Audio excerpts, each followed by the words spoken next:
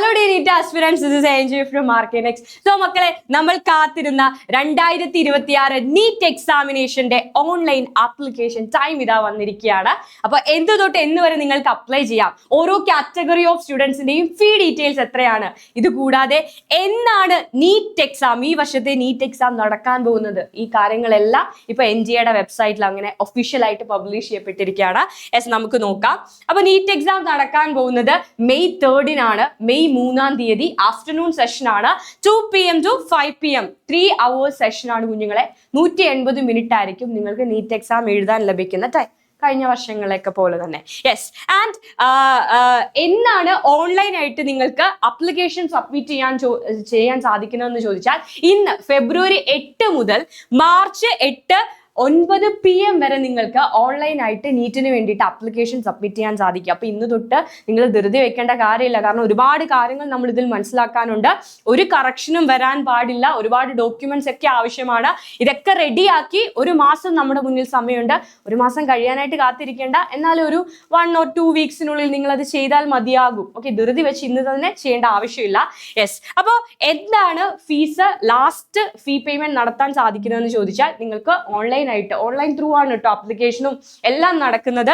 നിങ്ങൾക്ക് March 8 11:50 PM വരെ നിങ്ങൾക്ക് ഫീ അടയ്ക്കാൻ സാധിക്കും. ഓക്കെ, അപ്പൊ അതിനു മുൻപ് തന്നെ എല്ലാ പ്രൊസീജിയേഴ്സും കംപ്ലീറ്റ് ചെയ്ത് വെക്കുക. ഫീ അടയ്ക്കാനുള്ള ടൈം എന്ന് പറയുന്നത് 11:50 PM വരെയാണ്. 9 മണിക്ക് മുൻപായിട്ട് നിങ്ങൾ അപ്ലിക്കേഷൻ ഒക്കെ ബാക്കി എല്ലാ പ്രൊസീജിയറും കംപ്ലീറ്റ് ചെയ്യാം. ഓക്കെ, ഇനി എന്തെങ്കിലും കറക്ഷനോ കാര്യങ്ങളോ ഉണ്ടെങ്കിൽ March 10 തൊട്ട് March 12 വരെ നമുക്ക് ആ കറക്ഷൻ നടത്താനുള്ള, എന്തെങ്കിലും തെറ്റുകളുണ്ടെങ്കിൽ തിരുത്താനുള്ള ഒരു അവസരം വരുന്നുണ്ട്. ഇനി ഓരോ കാൻഡിഡേറ്റ്സും ഓരോ കാറ്റഗറി ഓഫ് സ്റ്റുഡൻസും എത്രയാണ് അപ്ലിക്കേഷൻ ഫീ ആയിട്ട് അടയ്ക്കേണ്ടത്, ഇത് ആപ്ലിക്കേഷൻ ഫീ ആണ് നീറ്റിന്റെ. ജനറൽ കാറ്റഗറിയിൽ പെടുന്ന കുട്ടികൾ 1700 രൂപയാണ്. ജനറൽ കാറ്റഗറിയിലെ തന്നെ ഇക്കണോമിക്കലി വീക്കർ സെഷൻ, സാമ്പത്തികമായിട്ട് പിന്നോക്കം നിൽക്കുന്ന വിദ്യാർത്ഥികൾ, അതേപോലെ OBC വരുന്ന NCL നോൺ ക്രിമിലെയർ സർട്ടിഫിക്കറ്റ് ഉള്ള കാൻഡിഡേറ്റ്സ് 1600 രൂപയാണ്.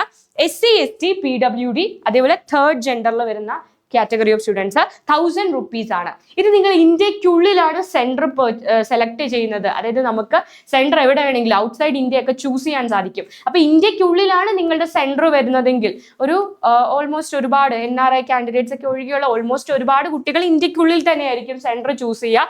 അപ്പോൾ ഇതായിരിക്കും നിങ്ങൾ അടയ്ക്കേണ്ട ഫീസ്. ഇനി ഔട്ട്സൈഡ് ഇന്ത്യ ആണ് നിങ്ങൾ സെന്റർ ആയിട്ട് ചൂസ് ചെയ്യുന്നതെങ്കിൽ, എക്സാമിനേഷൻ സെന്റർ ആണ്, എക്സാം എഴുതുന്ന സെന്റർ നിങ്ങൾ ഇന്ത്യക്ക് വെളിയിൽ ഒരു സ്ഥലമാണ് ഒപ്റ്റ് ചെയ്യുന്നതെങ്കിൽ 9500 rupees ആണ്. ഏത് കാറ്റഗറി ആയാലും, SC ST ആയാലും OBC NCL ആയാലും ഇക്കണോമിക്കലി വീക്കർ സെഷൻ ആയാലും ജനറൽ കാറ്റഗറി ആണെങ്കിലും ഏത് കാറ്റഗറി ഓഫ് സ്റ്റുഡൻസും 9500 rupees ആണ് അടയ്ക്കേണ്ടതായിട്ട്. ഔട്ട്സൈഡ് ഇന്ത്യ ആണ് നിങ്ങളുടെ എക്സാമിനേഷൻ സെന്റർ, നമ്മൾ എക്സാം എഴുതുന്ന സെന്റർ വരുന്നതെങ്കിലത്തെ കാര്യമാണ് പറയുന്നത്. യെസ്, അതേപോലെ എവിടെയാണ് എക്സാമിനേഷൻ സിറ്റിയുടെ അനൗൺസ്മെന്റും ബാക്കി കാര്യങ്ങളൊക്കെ NTA വെബ്സൈറ്റിൽ നിന്ന് നമുക്ക് കാണാൻ സാധിക്കും. അപ്പോൾ 13 ലാംഗ്വേജുകളിലായിട്ട് നീറ്റ് എക്സാമിന്റെ ക്വസ്റ്റ്യൻ പേപ്പർ നിങ്ങൾക്ക് അവൈലബിൾ ആണ്. അതിൽ മലയാളം ഒക്കെ അവൈലബിൾ ആണ്. മലയാളം ലാംഗ്വേജിലും നമുക്ക് നീറ്റ് എക്സാം എഴുതാൻ സാധിക്കും. എന്നാൽ പോലും ഇംഗ്ലീഷിന്റെ ബുക്ക്ലെറ്റ് നമുക്ക് തരും. അൾട്ടിമേറ്റ് ആയിട്ട് ഇംഗ്ലീഷ് ബുക്ക്ലെറ്റിലെ ക്വസ്റ്റ്യൻ ആയിരിക്കും അൾട്ടിമേറ്റ് ആയിട്ട് കൺസിഡർ ചെയ്യുക. എന്ന് വെച്ചാൽ രണ്ടും ഡിഫറെന്റ് ആണെന്നല്ല, എന്നാൽ എന്തെങ്കിലും ഒരു ട്രാൻസ്ലേറ്റ് ചെയ്യുന്നതിൽ എന്തെങ്കിലും ഒരു മൈന്യൂട്ട് ആയിട്ടുള്ള എറർ സംഭവിച്ചാൽ എന്നാണ് പറയുന്നത്, പേടിക്കേണ്ട, നിങ്ങൾക്ക് മലയാളം ഒപ്റ്റ് ചെയ്യണമെങ്കിൽ ചെയ്യാം. 2 ബുക്ക്ലെറ്റ് നിങ്ങൾക്ക് പ്രൊവൈഡ് ചെയ്യും നിങ്ങൾ വേറൊരു ലാംഗ്വേജ് ഒപ്റ്റ് ചെയ്താലും. Yes, okay. ആൻഡ് ഇനി കുറച്ച് കാര്യങ്ങൾ ശ്രദ്ധിക്കണം. ഓൺലൈൻ മോഡായിട്ടാണ്, ഓഫ്ലൈൻ മോഡല്ല, ഓൺലൈൻ മോഡായിട്ടാണ് നീറ്റിന്റെ അപ്ലിക്കേഷൻ പ്രൊസീജിയറും കാര്യങ്ങളും ഒക്കെ നടക്കുന്നത്. അതേപോലെ നിങ്ങൾ ഒരുപാട് കാര്യങ്ങൾ അപ്ലോഡ് ചെയ്യേണ്ടതായിട്ടുണ്ട്. നിങ്ങളുടെ റീസെന്റ് ആയിട്ടുള്ള ഫോട്ടോഗ്രാഫ്, നിങ്ങളുടെ ഏറ്റവും പുതിയ ഫോട്ടോഗ്രാഫ്, അതേപോലെ അഡ്രസ് പ്രൂഫ് വേണം, നിങ്ങളുടെ സിഗ്നേച്ചറിന്റെ സ്കാൻഡ് ഇമേജ്, ഇതൊക്കെ നിങ്ങൾക്ക് ആവശ്യമായിട്ടുണ്ട്. അപ്പോൾ അതിന്റെ ഡീറ്റെയിൽഡ് ആയിട്ടുള്ള കാര്യങ്ങൾ എന്തൊക്കെയാണെന്ന് നമ്മൾ ഡീറ്റെയിൽ ഡിസ്കഷൻ നടത്തുന്നതായിരിക്കും. എങ്ങനെയാണ് ആ ഒരു അപ്ലിക്കേഷൻ പ്രൊസീജിയർ എന്നൊക്കെ നമ്മൾ സ്റ്റെപ്പ് ബൈ സ്റ്റെപ്പ് പറഞ്ഞു തരുന്നതായിരിക്കും നിങ്ങൾക്ക്. അതേപോലെ നിങ്ങൾ ശ്രദ്ധിക്കേണ്ട കാര്യം, നിങ്ങൾക്കൊരു രജിസ്റ്റേർഡ് മൊബൈൽ നമ്പറും അതേപോലെ വാലിഡ് ആയിട്ടുള്ള ഒരു മെയിൽ ID ഉണ്ടായിരിക്കണം. കീമിൽ രജിസ്റ്റർ ചെയ്യുന്ന ടൈമിൽ കുഞ്ഞുങ്ങൾ ഇതൊക്കെ കയ്യിൽ ഉണ്ടാവും. നിങ്ങളുടെ മൊബൈൽ നമ്പറും അതേപോലെ വാലിഡ് ആയിട്ടുള്ള ആയിട്ടുള്ള ഒരു ഇമെയിൽ ID ഒക്കെ ഉണ്ടാകും. എല്ലാ പ്രൊസീജിയറും എല്ലാ കാര്യങ്ങളും മെയിൽ ID ത്രൂ ഒക്കെ ആയിരിക്കും അവർ നിങ്ങളോട് പറയുക. SMS ഒക്കെ ആവശ്യമുണ്ട്. കാരണം ഇപ്പൊ അലോട്ട്മെന്റ് പ്രോസസ്സ് സ്റ്റാർട്ട് ചെയ്യുന്ന ടൈമിലാണെങ്കിൽ കൂടി നിങ്ങൾ അലോട്ട്മെന്റിന് വേണ്ടി അടയ്ക്കുന്ന ഫീസ് ഒക്കെ അലോട്ട്മെന്റ് ലഭിച്ചില്ലെങ്കിൽ തിരിച്ച് നിങ്ങൾക്ക് ക്രെഡിറ്റ് ചെയ്യപ്പെടേണ്ടതായിട്ടുണ്ട്.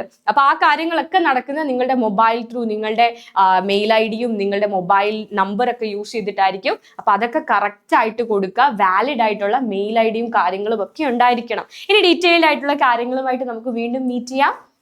ബൈ.